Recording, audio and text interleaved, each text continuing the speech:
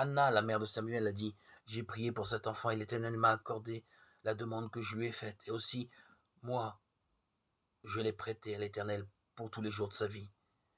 Il est prêté à l'Éternel. 1 Samuel 1, 27-28.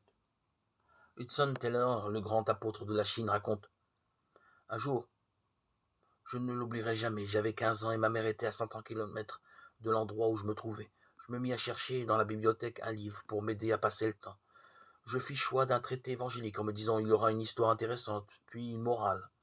Je lirai l'histoire et je laisserai la morale. Je m'assis et commençai ma lecture, indifférent à toute idée religieuse. Je ne me doutais guère de ce qui se passait au même moment dans le cœur de ma mère. Cette même après-midi, elle avait quitté la table du dîner avec un désir intense de voir son fils se convertir.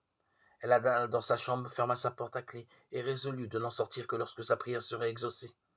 Heure après heure, elle intercéda pour moi, jusqu'à ce qu'enfin le Saint-Esprit lui donne l'assurance que la conversion de son fils unique était un fait accompli. Pendant ce temps, j'étais occupé à lire mon traité. Bientôt une expression me frappa: l'œuvre accomplie de Christ. Si l'œuvre est accomplie, que me reste-t-il à faire, dit-il. À l'instant, la lumière resplendit dans mon cœur par le Saint-Esprit, et la joyeuse conviction me fut donnée que rien n'était plus à faire, sinon de tomber à genoux, d'accepter ce Sauveur et son amour, et de louer Dieu à jamais. Pendant que ma mère remerciait Dieu, j'en faisais autant dans le vieux magasin où je m'étais retiré pour lire mon traité. Gloire à Dieu.